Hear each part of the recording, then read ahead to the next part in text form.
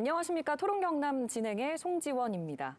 지난해 경남을 떠난 20대 청년은 11,200여 명, 전북과 전남에 이어 전국에서 세 번째로 많았는데요. 청년의 이탈은 계속 이어지고 있지만 또 최근 청년 인구 유출이 소폭 줄면서 긍정의 시그널이라는 해석도 나오고 있습니다. 오늘 토론경남에서도 소멸보다는 극복, 이탈보다는 유입을 위한 방안은 무엇인지 청년의 목소리를 경청하는 시간 마련했습니다. 토론에 함께해 주실 분들 소개해드리도록 하겠습니다. 먼저 촌플루언서로 활동하고 계시는 허정우님 반갑습니다. 반갑습니다. 웰피씨 정여울 대표님 함께합니다. 반갑습니다. 주간 함양 최학수 기자님 자리해 주셨습니다. 네, 반갑습니다. 그리고 오늘 멘토 역할을 해주실 경남대 미디어 영상학과 장민지 교수님 함께합니다. 반갑습니다. 네, 어서 오십시오. 제가 간단히 소개해드리기는 했지만 직접 본인을 소개해주시는 게 더 좋을 것 같아서요. 먼저 제가 촌플루언서로 소개한 허정우님, 어떤 분이신지 자기소개 부탁드립니다. 네, 저는 부산에서 창녕으로 귀촌한 귀촌청년 허정훈이라고 하고요. 경남 창녕에는 우포늪이라고 하는 최대 습지가 있어요. 그래서 창녕에 귀촌을 해서 현재 우포늪과 관련된 일을 하고 있고요. 인스타그램이라고 하는 SNS에서 귀촌 관련한 컨텐츠를 만들고 있는 크리에이터로서도 활동을 하고 있습니다. 네, 근데 제가 촌플루언서로 소개를 했잖아요. 네. 그게 어떤 의미인 건지도 조금 풀어주세요. 시골이라고 하면 저희가 촌이라고도 하잖아요. 네. 그래서 촌과 인플루언서를 합해서 제가 촌플루언서라고 하는 단어를 만들어서 저를 지칭을 하고 있습니다. 아, 그럼 1호이신 거네요? 지금은 한 제 뒤에 두세 명 정도는 더 있는 것 같습니다. 아, 그럼 2호, 3호까지는 3호까지는 있는 것 같습니다. 있다? 알겠습니다. 알겠습니다. 자, 정여울 대표님, 저희 뉴스7 경남에서도 한번 모셨었는데요. 자기소개 한번 부탁드립니다. 네, 안녕하세요. 저는 서울에서 통영으로 이주해서 수산 가공식품 회사 웰피씨를 운영하고 있는 정여울입니다. 올해는 저희가 청년마을 공모사업에 선정이 되어서 이제 섬과 바다의 식재료를 활용하는 방법을 배우는 섬바다 음식학교를 시작하게 되었습니다. 네, 반갑습니다, 대표님. 그리고 최학수 기자님, 자기소개 부탁드립니다. 네, 안녕하세요. 지역 언론 주간 함양에서 기자로 일하고 있고 그리고 개인적으로는 청년 공동체 이소를 운영하고 있는 최학수입니다. 네, 반갑습니다. 기자님 좀 긴장되십니까? 멀미납니다. 그래도 오늘 이제 본인 이야기를 또 풀어주시는 자리인 만큼 조금 더 편하게 임해주셔도 좋을 것 같아요. 자, 교수님은 여자들은 집을 찾기 위해 집을 떠난다라는 책을 통해서 고향을 떠나 타지에 혼자 살아가는 20대 여성을 연구하셨죠? 네, 맞습니다. 저 또한 부산에서 나고 자랐는데요. 대학으로 진학하기 위해서 수도권으로 이주하고 13년간 서울에서 거주했고요. 그다음에 또 공공기관 연구원으로 일을 하기 위해서 또 나주로 이주한 경험이 있고 그리고 이제 임용이 돼서 창원으로 이주한 그야말로 프로 이주러라고 할 수 있는데 이 경험을 살려서 박사 논문을 썼고요. 그다음에 20대의 여성 청년들이 왜 지역을 떠나서 수도권으로 이주하게 되는가 그리고 그들에게 집의 의미는 무엇인가를 연구한 박사 논문을 살려서 책으로 만들었습니다. 네, 청년 이탈이라는 얘기가 많이 나오는데 청년들이 지역을 떠난 이유를 알면 그들을 떠나지 않게 하거나 혹은 돌아오게 할 방법도 쉽게 알 수가 있겠죠. 그 전에 여기 계신 세 분은 왜 경남에 오게 됐는지 얘기 나눠보도록 하겠습니다. 먼저 정우님, 네. 팔로워가 7만인 계정을 운영하고 계신데요. 아마 지금 토론경남 보고 계시는 분들 되게 궁금해하실 것 같아요. 그래서 저희가 영상 하나 짧게 준비했습니다. 일단 영상 보시고 이야기 나눠보겠습니다. 월세 15만 원 촌집을 계약한 지 벌써 1년이 훌쩍 넘어버렸습니다. 작년에 제 촌집에서 키워냈던 키 큰 해바라기 기억나시나요? 올해도 해바라기 심었는데 벌써 요만큼이나 자랐네요. 아니, 이틀 전에 오이를 한번 수확했는데 또 자라 있어요. 아주 오이 파티예요. 애호박은 처음엔 많이 달렸는데 요즘엔 병이 들었는지 열매가 안 맺히네요. 도대체 어디가 아픈 거니? 어떤 식물 주기가 자라있길래 따라가 봤더니 애플 수박이 요렇게 자라있네요. 귀엽죠? 이건 방울토마토인데요. 이 방울토마토는 이렇게 겨순 제거하는 게 좀 어려운 것 같아요. 어떤 줄기를 자를지 헷갈려요. 이제 고추도 수확하기 시작했고요. 오늘 수확한 작물도 보세요. 한가득입니다. 이제 집에 가려 하는데 마당에 이쁘게 핀 수국이 눈에 띄네요. 너무 이쁘지 않나요? 이제 곧 장마가 시작인데요. 비가 오면 당분간 촌집에 못 와서 좀 아쉬울 것 같아요. 이제 촌집 일상은 장마 끝나고 올릴게요. 아, 저 마지막 웃음은 어떤 의미인가요? 그냥 마지막에 너무 어색해서 끝내기가 어색하더라고요. 아니, 목소리가 너무 좋으세요. 저희 영상 나가는 동안 다들 감탄하셨잖아요. 그런 얘기 많이 들으세요? 조금 듣기는 하는데요. 동의하지는 않습니다. 알겠습니다. 그 창녕으로 귀농을 하신 건 아니라고요? 어떤 건가요, 그러면? 저도 처음에 귀촌을 했을 때 농사를 생각을 안 한 거는 아니에요. 근데 그 시골에 계신 분들은 다 아실 거예요. 농사가 사실 사업입니다. 막대한 투자금이 필요하고 어떤 전략이 굉장히 필요합니다. 근데 저는 이 핏줄에 도시가스가 흐르는 도시인이기 때문에 농사의 농자도 모르는데 이런 사업을 꼭 해야만 할까? 그런 생각이 들어서 농사는 하지 않고 현재는 지금 사무직으로 일을 하고 있습니다. 그러면 어떤 일을 하시는지 좀 여쭤봐도 될까요? 지금은 창녕의 그 최대 습지인 우포늪 관련 일을 하고 있습니다. 그렇군요. 그러면 그 사무직 일을 하시면서 저런 영상 콘텐츠를 제작하시는 거예요? 네, 아무래도 그 엔잡러라고 부르잖아요. 네. 이제 본 직업이 있고 이제 부직업으로 이제 그런 온라인 세계에 저희 부캐릭터를 하나 만든 거죠. 그렇군요. 근데 원래 고향이 창녕은 아니셨다고 들었습니다. 어떻게 창녕으로 오게 되신 거예요? 저랑 아내가 원래 그 부산에 살고 있었어요. 네. 그러니까 제가 귀촌을 했다 그러면 다들 뭐 낭만적이다, 이상적이다 이렇게 말씀들을 하시는데 그런 이유는 아니었고요. 어떻게 보면 굉장히 현실적인 이유였습니다. 당시 이제 제가 사회복지사를 하고 있었는데 당시 제 월급이 세금을 제외하고 160만 원 정도였어요. 대한민국 청년들이 풀어야 할 숙제들이 있지 않습니까? 뭐 출산이라든지 뭐 노후 준비라든지 내 집 마련이라든지 저는 그 중에서 이제 내 집 마련하는 게 굉장히 좀 걸림돌이 됐었어요.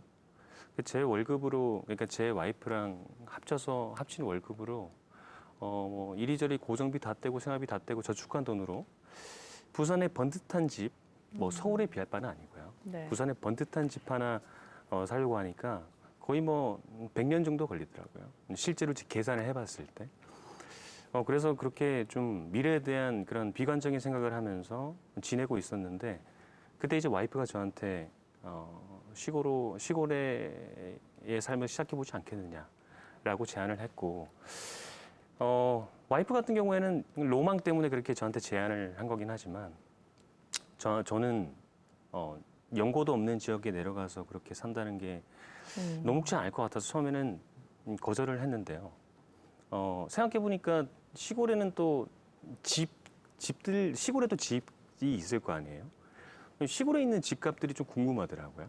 그래서 네이버 부동산을 통해서 시골에 있는 아파트라든지 빌라라든지 가격 조사를 해보니까 뭐 5천만 원짜리도 있고 6천만 원짜리도 네. 있고 그리고 읍내 아파트 같은 경우에는 1억에서 뭐 1억 중반 정도에 형성이 되어 있고 정말 충격적인 기억이었고 저는 또 사회복지사고 와이프는 간호사다 보니까 전국에서 일을 할 수 있는 직업이란 말이에요. 전국에 어려운 사람들은 많으니까. 그래서 그냥 정말 단순하게 내 집 마련을 할 수 있으니까 우리 지방에 내려가서 한번 살아보자. 그렇게 해서 이제 창녕으로 내려오게 됐던 것 같습니다. 어떤 대안적인 삶을 선택하시게 된 거네요. 그렇죠. 그럼 어떻게 이제 영상을 찍어서 이렇게 올릴 생각을 하게 되셨어요? 아무래도 처음에는 제가 사무직을 구해서 일을 하고 있었어요. 근데 그 당시에는 애가 없었어요. 지금은 애가 있는데 그러니까 아이를 가지고 싶었어요. 근데 아무래도 시골의 일자리들이 계약직도 많고 최저 수준의 임금이 많단 말이에요. 제가 그런 일을 지금 하고 있는데 아무래도 애를 가지기 위해서는 제가 버는 벌이로는 좀 많이 힘들겠다라는 생각이 들었어요. 그래서 당시에 이제 열풍이었던 게 뭐냐면 SNS를 가지고 어떻게 부업을 할 것인가 그런 열풍이 불었어서 그때 이제 제가 부업으로 시작했던 게 인스타그램이었습니다. 이렇게까지 저도 조금의 성장을 이룰지는 당시는 몰랐었죠, 사실은. 그렇군요. 근데 이제 제가 영상 나갈 때 잠깐 여쭤봤잖아요. 직접 다 스토리를 짜고 이렇게 촬영까지 하시고 녹음까지 하신다고. 네, 제가 혼자 다 하고요. 예. 제 옆에 와이프가 있지만 와이프한테 부탁하면 또 싸우게 되더라고요. 네, 그래서 그냥 혼자 다 하고 있습니다. 근데 그것뿐만이 아니라 지금 판로 개척에 어려움을 겪는 농부들도 돕고 계시다면서요. 어떤 방식으로 하고 계신 거예요? 아무래도 제 팔로워분들이 이제 시골 분들이 많아요. 예. 제가 귀촌 관련한 컨텐츠를 만들다 보니까 그렇게 시골에 사는 팔로워분들 중에 또 농부님들도 계시더라고요. 그래서 농부님들이랑 소통을 이렇게 하던 와중에 농부님들이 본인들이 이렇게 경작한 농산물을 공판장에 내다 파시는데 공판장에서 너무 헐값에 팔리는 그런 고충을 제가 알게 된 거죠. 제가 작지만 그래도 인플루언서 활동을 하고 있는데 그래도 좀 선한 영향력을 끼쳐보고 싶다. 대의를 위해서 한번 활동해보고 싶다 해서 이제 우리 농부님들이 SNS로 직거래를 할 수 있게끔 제가 SNS 운영 노하우를 어떤 전자책 형태로 만들어서 무료로 배포하기도 하고 직접 뭐 농부님들을 배워서 그분들의 농산물을 제 팔로워분들한테 홍보해드리고 대신 팔아드리기도 하고 지금 현재는 또 SNS 직거래에 관심 있는 농부님들을 모아서 네. 아예 그냥 모아가지고 그냥 멤버십 형태로 SNS 코칭을 해드리고 있습니다. 아, 그러면 이제 본인의 계정들을 늘려서 그렇게 팔로우를 만들어내는 분들도 많이 늘어났겠네요. 지금 저희 멤버십에 있는 분들은 정말 많이 성장하셨고 팔로워 진짜 1만 명 넘는 분들이 거의 반이 넘으세요. 현재. 진짜요. 네. 교수님은 어떻게 보셨어요? 이 SNS를 통해서 엔잡러, 촌플루언서의 삶. 네, 저는 촌플루언서라는 용어에 집중을 했는데요. 이제 네. 대중미디어 중에서도 소셜미디어가 굉장히 크게 확산이 되면서 인플루언서의 힘이 커졌다라는 생각이 들게 됩니다. 그리고 사실은 레거시 미디어에서 나오는 대부분의 삶은 서울에 많이 집중이 되어 있죠. 그런데 지금 촌플루언서로서의 삶을 다양한 형태로 보여주시면서 다른 삶도 충분히 해내갈 수 있다. 그게 마치 특별한 것이 아니라 굉장히 일상적인 삶으로 영유할 수 있다는 다른 선택지를 또 제시해주고 계신 게 아닌가라는 생각이 듭니다. 그리고 그게 생각보다 훨씬 더 큰 영향력을 가지고 많은 사람들에게 확산되고 있다라는 생각이 들어서 사실 크게 다른 삶을 보여주는 굉장히 큰 영향력자의 힘을 발휘하고 계신 게 아닌가라는 생각을 하게 됐습니다. 네, 뭐 이렇게도 사는 사람이 있다. 이렇게도 심지어 잘 산다, 행복하게 산다. 이런 것도 또 보여주게 되는 거잖아요. 네. 자, 정여울 대표님께서는 서울에서 나고 자랐는데 어떻게 통영과 인연을 맺게 되신 거예요? 저는 이제 서울에서 태어나서 계속 생활을 했었고 사실 이 창업을 하기 이전엔 통영은 여행도 와본 적 없는 곳이었고요. 네. 근데 원래 어렸을 때부터 어떤 사회적 문제를 해결하는 것에 되게 관심이 많았어서 원래 꿈은 기자였었고 근데 이제 대학 시절에 우연히 어떤 창업의 기회를 갖게 되면서 사회적 문제를 창업으로 해결할 수 있다라는 것에 좀 매력을 많이 느끼게 됐어요. 근데 그때 이제 제가 지금의 남편과 연애를 굉장히 오래 했는데 남편이 또 통영 출신이거든요. 그러다 보니까 자연스럽게 통영에 대해서 알게 되고 통영을 여행하면서 그 통영이 가지고 있는 자원들 뭐 섬과 바다의 어떤 문화들이나 그다음에 수산 자원들에 좀 관심을 갖게 되면서 이걸 활용해서 어떤 창업을 해보면 좋겠다라는 생각을 해서 시작을 하게 되었고요. 사실 이렇게 어려울지 모르고 시작을 한 거였고 시작할 때 뭐 시부모님뿐만 아니라 많은 분들이 좀 만류를 하셨어요. 근데 그래도 어쨌든 10년은 해보자라는 생각으로 했더니 아직 10년이 안 돼가지고 하다 보니 어쨌든 조금씩 길을 찾게 되고 있습니다. 아, 올해로 그럼 몇 년 차가 되신 거죠? 사업을 하신 지? 그 전에 이제 뭐 개인 사업부터 이렇게 테스트 해본 것까지 하면은 제가 통영을 기반으로 사업을 한 건 7년 정도 7년 됩니다. 차. 네. 그럼 이제 10년까지 뭐 몇 년 안 남았네요. 네, 이제 얼마 안 남았습니다. 알겠습니다. 그렇게 해서 이제 올해 웰피시에서 제안한 섬바다 음식학교가 네. 행안부의 청년 만들기 사업에 선정이 됐다고요? 네, 올해 이제 12개 마을 중에 한 곳으로 선정이 되었고요. 제가 통영에서 외지인으로서 정착을 하면서 이게 섬과 바다의 식재료를 가지고 활용하면서 느꼈던 것들, 그런 어려움들을 좀 같이 고민할 수 있는 청년들을 찾고 그 청년들로 인해서 이 섬과 바다가 가지고 있는 자원들을 활용하는 방법을 좀 고민하는 그런 프로그램을 만들었습니다. 네, 이 섬바다 음식학교가 최근에 개교를 해서 진행이 되고 있는데요. 잠시 영상 준비되어 있습니다. 영상 보신 뒤에 이야기 계속 이어나가도록 하겠습니다. 닻을 내린 배들이 쉬고 있는 항구. 통영항이 한눈에 내려다 보이는 동피랑 격화마을에 섬바다 음식학교가 개교했습니다. 10대 1의 경쟁률을 뚫고 전국 각지에서 선발된 15명의 청년들이 2박 3일간 특별한 수업을 받게 됩니다.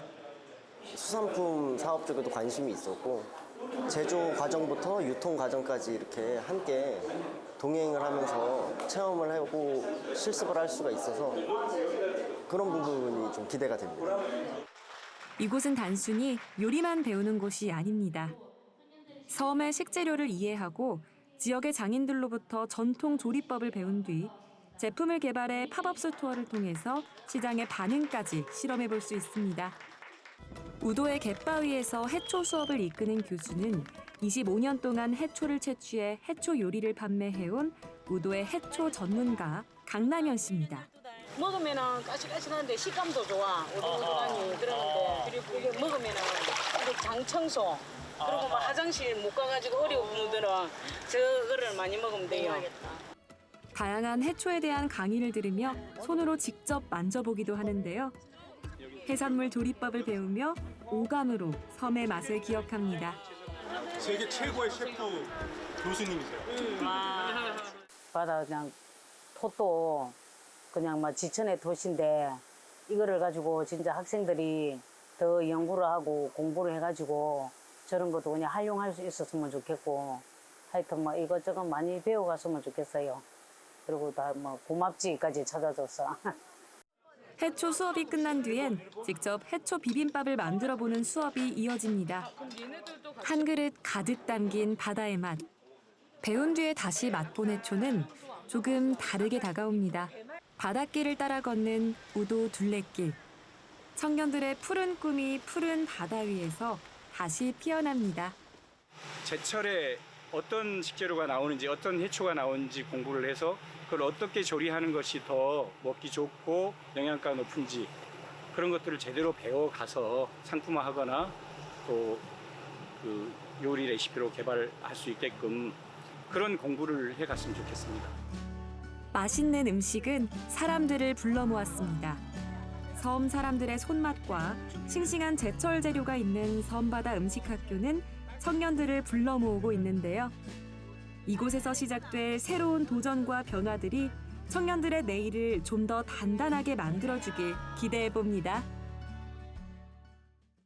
네, 영상 보고 오셨습니다. 대표님, 전국에서 모인 15명의 청년들이 무려 10대 1의 경쟁률을 뚫고 들어온 거라면서요? 네. 사실 저희가 이번에는 1기다 보니까 크게 홍보를 못했는데 그래도 100여 분이 지원을 해주셨고 이번에 1기에 선정되신 분들도 뭐 서울, 대구, 광주 굉장히 다양한 지역에서 와주셨어요. 그래서 그분들을 보면은 뭐 기존에 베트남에서 뷰티를 알리는 사업을 하시던 분이 이제 K푸드를 확장하고 싶어가지고 좀 스토리 있는 식재료를 찾아서 오신 분도 계시고 급식 사업 하시는 분은 이제 아무래도 학생들이 수산물을 잘 안 먹잖아요. 그래서 네. 그걸 어떻게 하면 그 부분을 해결할 수 있을까 고민이 돼서 왔다는 분들도 계시고요.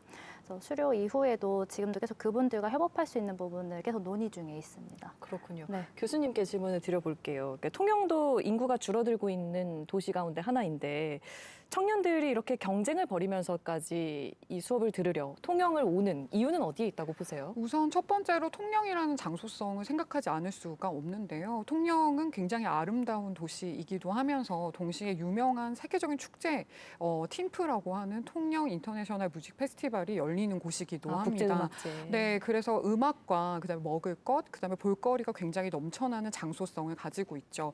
그리고 두 번째는 요즘 청년들은 경험 소비라고 하는 것들을 굉장히 중요하게 생각한다는 겁니다. 자신들의 시간을 써서 경험을 사는 행위, 통영에 가서 뭔가 자신의 직업과 연계될 수 있는 현장 실습도 할 수 있다면 그야말로 일석이조라고 생각이 들고요. 그다음에 사실은 장기적인 이주도 우리가 고려를 해야 되지만 단기적인 이주 또한 고려해야 할 시기라고 생각을 합니다. 요즘에 한 달 살이가 굉장히 유행이잖아요. 제주도도 한 달 살이를 하는 많은 어떤 그 사람들이 있고, 그다음에 지금 이게 세계적인 트렌드라 세계적인 소득 소도시들에서도 한 달 살이를 적극적으로 유치하는 모습들을 볼 수 있습니다. 그래서 이런 것들이 잘 맞아 떨어져서 이제 사실은 많은 청년들이 경쟁적으로 여기에 응모하지 않았나라는 생각을 하게 됩니다. 그런 트렌드를 생각하면 지금이 어쩌면 기회가 될 수도 있겠네요. 아주 큰 기회죠. 희망의 어떤 지역이라고 볼 수 있죠. 그렇군요. 이 섬바다 음식학교를 만들게 된 이유도 어떤 지역 소멸과 관련된 문제의식에서 비롯됐다면서요? 네, 제가 이제 외지인으로서 지역을 들여다보니까 오히려 그 지역에 살고 계셨던 분들은 미처 모르고 있는, 그 가치를 모르고 있었던 정말 무수한 자원들이 많다는 것을 알게 되었고, 근데 이것에 대해서 모르고서 다른 것들을 찾아서 계속 떠나는 지역 청년들이 많다는 것도 안타까웠고, 오히려 계속 서울과 수도권에서 경쟁력을 찾고자 하는데 그걸 찾지 못해서 힘들어하는 분들한테 이런 지역 자원들이 좀 힘이 되어줄 수 있지 않을까라는 생각을 해서 결국 이런 자원들도 청년들이 활용하지 않으면 아무런 가치가 없잖아요. 그래서 그런 부분을 해결할 수 있는 방안 중 하나라고 생각을 해서 섬바다 음식학교를 이렇게 구성을 하게 되었습니다. 자, 이제 기자님 오래 기다리셨습니다. 최학수 기자님께서는 이제 유턴 청년이라고 원래 고향이 함양이셨고 잠시 함양을 떠나셨다가 다시 돌아온 케이스라고 하던데 일단 왜 떠나게 되셨는지 그리고 어떻게 돌아오게 되셨는지 궁금합니다. 우선 제가 함양에서 12년 학창 시절을 보내고 그리고 대학교를 위해서 함양을 떠났다가 뭐 군대도 다녀오고 대학교도 졸업하고 해서 함양으로 돌아오게 됐는데 왜 돌아왔는지보다는 사실 왜 떠났는지가 더 중요할 것 같아요. 그러니까 왜 떠났냐면 떠나야 하는 줄 알았어요. 그러니까 함양에서 사는 선택지와 떠나는 선택지 이 두 가지가 저에게 있다고 느껴지지 않았고 그냥 인생을 그냥 앞으로 나아가려면 당연히 도시로 가야 되는 줄만 알았어요. 좀 앞으로도 사회 문제를 해결하기 위해서는 굉장히 중요할 수밖에 없는 게 지역에서 살아가는 선택지가 있다고 느껴지도록 만들어지는 게 굉장히 중요하다고 생각하거든요. 어떻게 보면 함양도 인구 수가 적은 군단위 지역이고 군단위 지역이고 시골일수록 그 산업 구조가 굉장히 단편적일 수밖에 없거든요. 그러니까 이 지역에서 내가 무슨 일을 할 수 있다, 어디에서 살 수 있다 이런 상상 자체가 무의식 속에서부터 안 드는 거죠. 그렇게 되다 보니까 결국에는 뭐 지금에야 뭐 정우님 같이 시골의 삶을 조명하는 인플루언서들도 많이 생기고 혹은 뭐 생산직이나 기술직을 뭐 브이로그처럼 찍어서 올리는 사람들도 굉장히 많지만 뭐 몇 년 안 됐습니다만 제가 학창 시절 때는 그냥 당연히 인문계 고등학교 가야 되고 당연히 대학교를 가서 그냥 사무직 일을 할 거라고 상상을 하게끔 하는 그런 시기였거든요. 그러다 보니까 이 지역의 인구 유입을 위해서라도 이 지역에서 살 수 있는 선택지를 만들어주는 그 상상되는 지역이 되도록 하는 게 굉장히 중요하지 않을까 생각을 합니다. 그러니까 선택지가 없는 것처럼 느껴졌다라고 하는 것이 어쩌면 지역에 사는 청년들이 상당히 많이 공감하는 부분일 것 같아요. 그 길게 있게 된 거는 어떤 뭐 타이였나요? 아니면 어떤 계기가 있었던 건가요?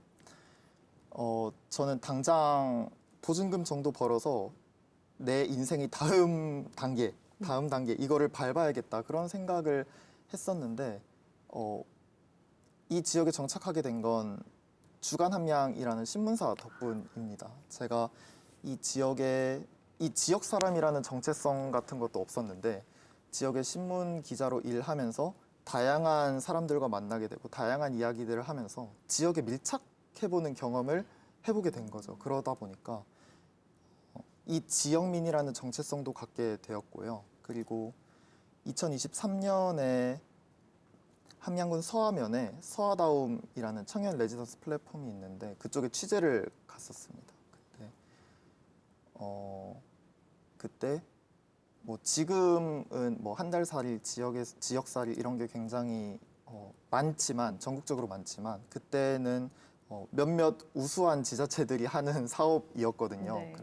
그래서 그런 기사들을 보면서 다른 지역에 대한 동경 같은 게 있었는데 함양군 서하면에 가보니까 그런 활동을 함양에서도 하고 있고 제가 다른 지역을 동경하는 것처럼 그 참가자들이 함량을 동경하고 있는 걸 본 거예요. 그래서 그 취재를 계기로 더 많이 청년 활동을 뭐 주목하기도 하고 이 지역을 조금 더 다른 시선으로 바라보게 됐던 것 같습니다. 네, 그러니까 지역에 이렇게 밀착되고 더 깊이 알게 되면서 지금 하고 계시는 청년 네트워크 이소를 또 만들게 되신 거잖아요. 어떤 곳인지 좀 소개해 주십시오.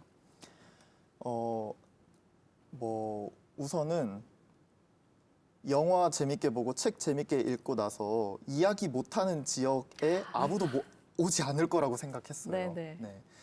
이것조차 욕심인 거는 너무 말이 안 된다고 생각을 했고, 그리고 제가 기자 활동을 하면서 다른 청년들을 만나면서 많이 느꼈던 게 귀촌 우울증이었어요. 그러니까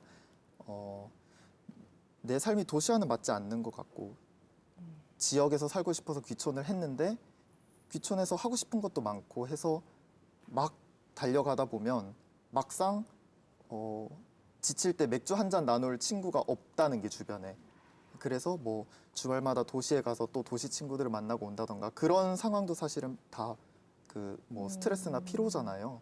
그러니까 귀촌 우울증이 좀 청년들에게서 많이 발견되는 게 뭐 그 함양 청년 네트워크 이소를 만들게 된 계기 중에 하나였고요. 네. 그래서 그런 청년들을 연결하고 그리고 개인적으로는 내가 느끼는 이 지역의 사회 문제를 어떻게 해결할 수 있을까 하다가 기자로서 한 발짝 멀어져서 지역을 바라보는 게 아니라 내가 느끼는 사회 문제를 조금 더 지역에 밀착하는 방식으로 그렇게 풀어갈 수도 있겠다 하는 생각에 네. 이소를 만들게 됐습니다. 진짜 실제적인 어떤 이야기를 좀 들은 것 같았는데요. 이 청년 네트워크 이소 어떤 활동들 하는지 너무 궁금하시죠? 지금 화면으로 함께 만나보시죠. 어둠이 일찍 내린 함양의 한 마을입니다. 사람들이 한두 명씩 찾아오면서 조용하던 집이 시끌벅적해지는데요. 지자체의 도움 없이 청년들이 직접 힘을 모아 낡은 주택을 고쳐 마련한 공간입니다. 거실 겸 회의장 겸 뭐 저렇게 부엌에서 다이닝하면 다이닝 클래스도 하려고 만든 공간입니다. 저희끼리 하니까 오히려 더 편하게 원하는 대로 하는 것 같아요. 함께 모일 장소가 필요했던 청년들이 농촌의 낡은 빈집을 핫플레이스로 바꿔놓았습니다. 모임에 처음 참여하는 청년도 기대가 가득합니다. 청년들 네트워크 되게 궁금했었고요. 접점들이 되게 생기니까 좀 더 알아가기가 쉬울 것 같아요. 이제 좀 이야기 맛있는 거 먹으면서 나누고 싶습니다. 오늘은 우리가 사는 지역에서 심은 토종 씨앗에 대해 이야기를 나누는 시간입니다. 우리 땅에서 자라는 씨앗의 중요성을 알려주는데요. 막연하게 접했던 정보를 나눔을 통해 알게 되고 자연의 소중함을 배웁니다. 청년들은 이야기 소리를 듣는다는 뜻으로 이소 모임을 만들었는데요. 함양에 귀촌한 청년, 또 다시 고향으로 돌아온 청년 등 모임을 통해 지역의 다양한 청년들이 소통하고 있습니다. 지역의 청년들이 재미있게 잘 살면 마을은 활력이 돌고 인구 유입은 물론 자연스레 홍보까지 된다는 함양 청년들. 심심했던 노잼 동네를 재밌는 꿀잼 동네로 바꾸는 이소 청년들을 응원합니다. 지금 그 작년 12월에 저희가 뉴스7 경남에 이제 담았던 영상이었는데 지금도 활발히 활동하고 계신 상황인 거죠? 네, 지금 뭐 활발하게 활동하고 있고 특히 2024년에는 청년이 느끼는 문화 결핍 문제를 직접 해결해 보자는 생각에 이소 문화센터라는 별칭으로 활동을 했었는데요. 그 문화센터라는 공간이 있는 건 아니고 매번 강의 장소가 달라지는데요.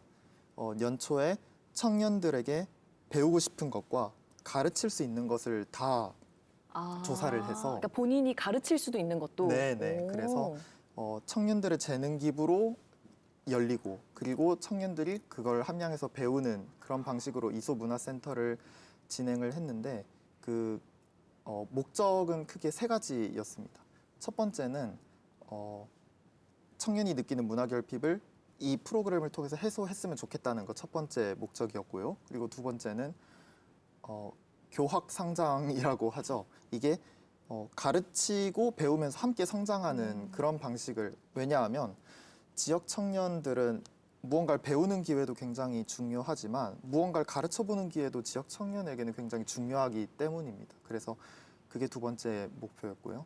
세 번째 목표는 결국에는 이솝 문화센터를 통해서 만들어진 여러 강의가 예를 들어 뭐 와인도 있었고요, 커피도 있었고, 가죽 공예도 있었고, 화훼도 있었고 그런 것들이 그 문화적으로 조금 부족한 함량에서도 취미로 충분히 즐길 수 있는 것들이기 때문에 그래서 그런 것들을 소개하고 싶은 마음도 있었습니다. 사실은 지역에 살면서 어떤 이 문화적인 그 갈증 혹은 좀 배우고 싶은 그런 갈증들이 진짜 큰 것 같거든요. 그런 점에서 상당히 저는 의미 있게 봤는데 교수님은 어떻게 보셨어요? 저는 사실 이 세 명의 어떤 삶의 모습이 정말 지역으로 다른 사람들이 이끌 수 있는 힘의 원천이 될 것 같다는 생각을 강하게 하게 됐는데요. 우선 첫 번째로 소셜미디어를 통해서 정말 주어진 삶이 아니라 또 다른 나의 삶을 찾아서 어떻게 보면 주체적인 삶을 가질 수 있는 대안적인 모습을 보여줬다면 그다음에 또 대표님의 어떤 삶의 모습에서 지역이 가진 자원이 어떤 것인지를 확실하게 알게 된 부분들이 있었고요. 그러면 이것들이 어떤 이주를 고민하게 만들었다면 사실 이 연대의 힘은 장기적인 어떤 삶의 모습을 제시할 수 있는 굉장히 중요한 모델이라고 생각을 합니다. 사실 수도권으로 이주해보신 분들은 알겠지만 사람 수는 많지만 굉장히 정서적인 허기를 느낄 수밖에 없는 지점들이 있거든요. 그런데 이 지역에서 어쩌면 그것들을 다시 회복할 수 있는 모습을 발견할 수도 있겠다라는 생각을 하게 됐어요. 그리고 말씀하신 것처럼 배움의 기회라던가 그다음에 문화를 향유할 수 있는 주변의 또 다른 나의 어떤 커뮤니티를 찾는다는 것 자체가 삶에 있어서는 굉장히 중요한 지점입니다. 특히나 비용 가구가 증가하고 1인 가구도 많아지는 시대에서 청년들이 또 다른 삶의 모습들을 함께 할 수 있는 연대되는 사람들을 찾는다면 지역에 훨씬 더 오래 머물 수 있는 이유가 될 거라고 생각하게 됩니다. 네. 사실은 혼자만의 어떤 역량으로는 커뮤니티를 지속적으로 운영하기는 굉장히 어려울 거라고 생각을 합니다. 그러니까 다른 지원들도 분명히 있어야 하고 주변에 연대하는 분들도 많아야 하고 그다음에 사실은 청년이 언제까지 청년일 수 없기 때문에 다음 세대들을 위한 어떤 또 다른 후속 세대에 대한 고민들도 분명히 있어야 될 거라고 생각을 하는데 이런 것들을 어떻게 진행하고 계신지 그리고 사실은 혼자 고민을 하시게 되면 굉장히 지치기 쉽거든요. 그래서 이것들을 어떤 방식으로 또 같이 공동체를 이루어서 고민하고 계신지가 굉장히 궁금합니다. 저희 공동체를 운영하고 있는 멤버가 총 5명이 함께 운영을 하고 있는데 5명이 운영하는 이 울타리가 있고 그리고 느슨하게 연결된 120명의 청년들이 있어요. 그런데 이걸 조금 더 원활하게 운영을 하기 위해서는 이 5명과 120명 사이에 또 다른 어떤 공동체 성격을 띠는 울타리가 하나가 필요하겠다. 이런 필요성을 좀 느끼는 단계이고요. 그리고 결국에는 우선 사실 저희가 주로 하는 소모임 플랫폼 역할의 경우에는 큰 돈이 필요하지는 않습니다. 그냥 각자 카페에 모여서 음료값 정도 각자 지불하면 되는 정도인데 그런데 더 큰 가치를 위해서는 사실은 돈이 필요한 건 맞습니다. 저희도 올해 그 사회연대은행이랑 행정안전부, 삼성생명재단이 지원하는 그 지역청년 지원 사업 비영리 사업을 받아서 그 뭐 프로젝트 100이라던가 더 나아서 다양한 가치를 위해서 활동을 할 수 있는 거거든요. 그런데 공동체가 지속하기 위해서 지역 안에서 지역민들을 위한 활동만 하는 것에는 좀 한계가 있다고 생각을 합니다. 그 교수님 말씀해 주신 것처럼 조금 더 다층적인 지원이 있다면 더 다양한 가치를 꿈꿔볼 수도 있고 그리고 지역은 청년들이 해야 하는 역할들이 있기도 하거든요. 그래서 그런 것들을 꿈꿔올 수도 있기도 하고 그렇습니다. 보니까 이제 시고르님은 이제 귀촌을 하셨고 최 기자님은 귀향을 그리고 이제 대표님은 이주를 하신 케이스잖아요. 각자 어떤 동기와 형태는 다르지만 결론적으로 보면 경남에서 삶을 살아가고 계세요. 좀 본질적인 질문이 될 수도 있겠습니다. 지역에서의 삶 어떻게 만족하십니까? 어떻습니까? 그런 질문을 제가 가끔 받는데요. 굉장히 행복하다고 말을 합니다. 그 이유 중에 가장 큰 거는 타인과의 비교하는 삶에서 좀 많이 자유로워진 게 굉장히 큰 부분인 것 같아요. 사실 타인과 비교하는 이 것 자체가 사실 인간의 본능이잖아요. 이게 억누르기가 굉장히 힘들고 환경적인 부분이 굉장히 큽니다. 그래서 도시에 살 때는 사실 주위에 삐까번쩍하고 뭐 경제적으로 이렇게 잘 사는 분들도 많고 그래서 어쩔 수 없이 이렇게 타인과 나를 비교하면서 자존감을 깎아먹는 그런 행위들을 하게 되는데 시골에 오고 나서는 그게 좀 많이 줄어든 것 같아요. 물론 시골에도 부자가 엄청 많습니다. 특히 땅 부자가 많은데 근데 겉으로 보면은 이제 굉장히 소탈하고 소박하거든요. 그래서 환경적인 부분에서 나를 비교하지 않는 삶을 이렇게 지향하게 해주는 것이 아닌가. 그리고 이 부분이 저의 행복도에 굉장히 많은 영향을 끼치고 있다고 생각합니다. 그럼 별 5개 중에 5개를 주시겠어요? 저는 6개도 줄 수 있습니다. 네. 그렇군요. 대표님은 어떠세요? 만족하세요? 네, 저도 굉장히 만족을 하고 비슷한 맥락으로 본질에 집중할 수 있게 되면서 정말 이제서야 제 속도로 살아간다라는 생각을 하거든요. 저는 이제 여유를 찾아서 내려온 케이스는 아니지만 과연 내가 무엇을 원하는지에 대해서 위에 있을 때는 잘 몰랐던 것 같아요. 왠지 이 시기에는 뭘 해야 될 것 같고 챙겨야 될 게 되게 많았는데 내가 여기 내려온 이유에 대해서 계속해서 스스로를 질문을 하면서 정말 중요한 거 딱 하나만 잡고 가게 되면서 오히려 저는 안정감을 느끼고 이제서야 어떤 내 삶을 살아간다라는 생각을 하게 되었습니다. 맞아요. 여기 사람들 사이가 워낙 가깝다 보니까 네. 사람들이 같이 움직이면 나도 떠밀려서 같이 네. 움직이게 되잖아요. 그런 부분도 사실 교수님도 많이 공감하실 것 같아요. 네, 맞습니다. 서울에서 제가 삶을 꾸려 나갈 때는 아까 말씀하셨던 것처럼 이제 계속 삶을 비교하게 되는 그리고 너무 빠른 속도로 가서 나라는 존재를 잘 까먹게 되는 부분들이 있었는데 여기의 속도는 좀 다르죠. 그래서 그 부분에 나를 찾는 어떤 대안적인 삶의 형태들이 가능하게 되는 부분이 분명히 있는 것 같습니다. 그럼 대표님은 별 5개 중에 한 몇 개쯤 주세요? 저는 7개 드리겠습니다. 8개. 기자님은 어떠세요? 좀 만족하십니까? 상당히 만족합니다. 제가 좋아하는 말 중에 로컬은 기회가 아닌 삶의 태도라는 말이 있습니다. 그 말에 엄청 공감을 많이 하는데요.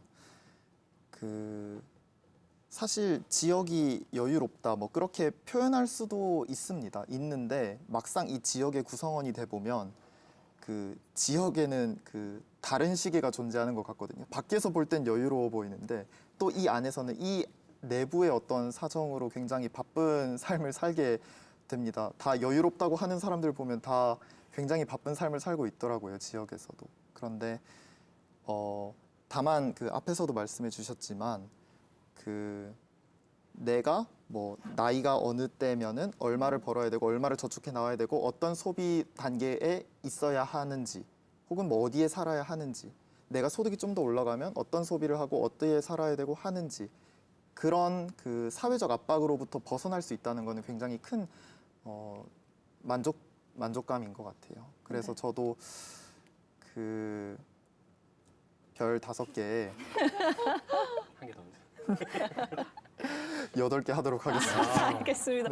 저희가 이게 뭐 짜고 뭐 맞춘 건 아닌데 이렇게 얘기를 해주셨어요.